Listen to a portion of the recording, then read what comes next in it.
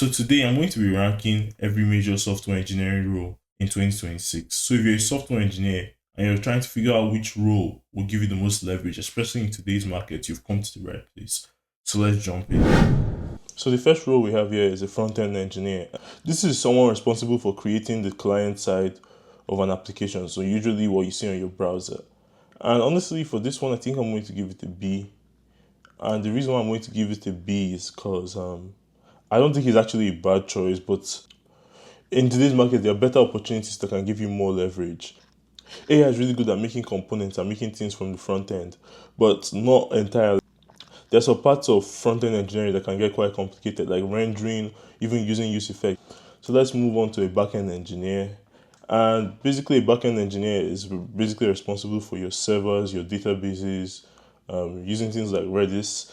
And for backend engineer, I think I'm going to go with A.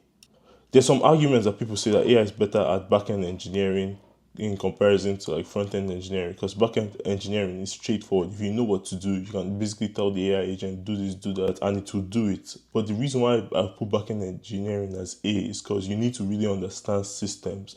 Also, if you get something wrong in the backend, it can be very catastrophic. So obviously, when you're doing back-end engineering, there's a lot more on the line. So I'll put it as A. It's definitely a good choice.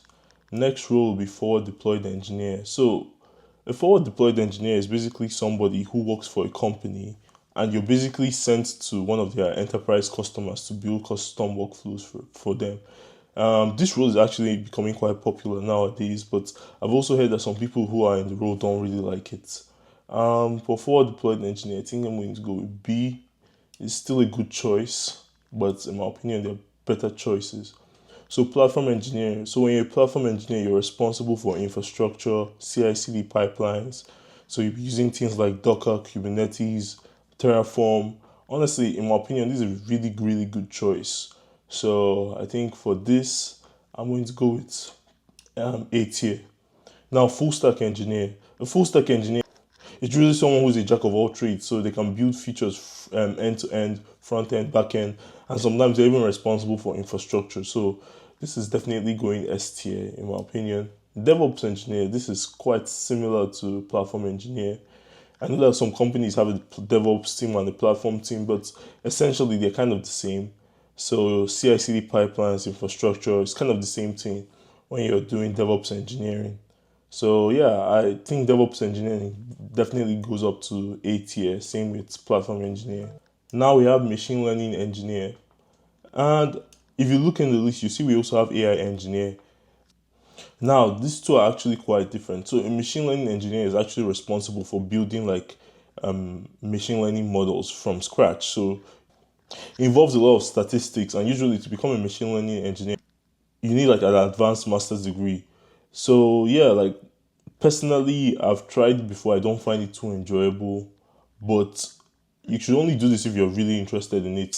This kind of role is a role that has to do with a lot with academia and a lot of research, but you can definitely learn it online. But for machine learning engineer, I think I'm going to go with B tier. It's not a bad choice, but I feel like there's still better roles that don't require as much. Game dev, I'm go C tier. Reason is quite simple, honestly. Becoming a game dev, you're usually expected to work long hours and the pay is not as good. So, yeah, game dev is C tier. It's not an easy job either. So, yeah, in terms of opportunities, I feel like game dev, I'm going to give it C tier. Also, I don't think there are as many game development roles in comparison to like a front end engineer or back end engineering role. Now we have a solutions engineer.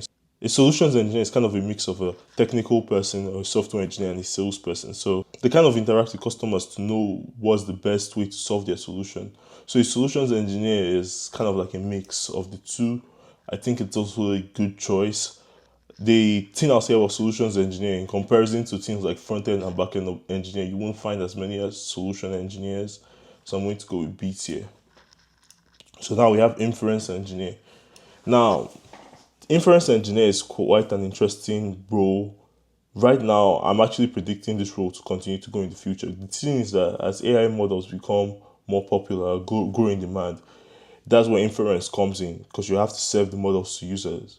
And this field is quite new, so I feel like the barrier to entry isn't as high, and honestly, you can easily pick up this skill. There's a book, I think, Inference Engineering. I think the book is really good if you want to transition to become an inference engineer. This is definitely something you should pay attention to. So, inference engineer, I'm going to go with A tier. I definitely think that this is a field that's still growing, and you can definitely transition into the field if you actually put in the work. An AI engineer, this is basically a full stack engineer that just wraps applications with AI by adding like tool calls, memory, and maybe MCPs, things like that. Honestly, I feel like any full stack engineer can easily transition to an AI engineer. But yeah, I feel like there are a lot of opportunities for these roles. So I'm going to go with S tier. So this is the tier list. Obviously, it's quite subjective, but let me know your thoughts in the comments. Don't forget to like and subscribe, and I'll see you in another video.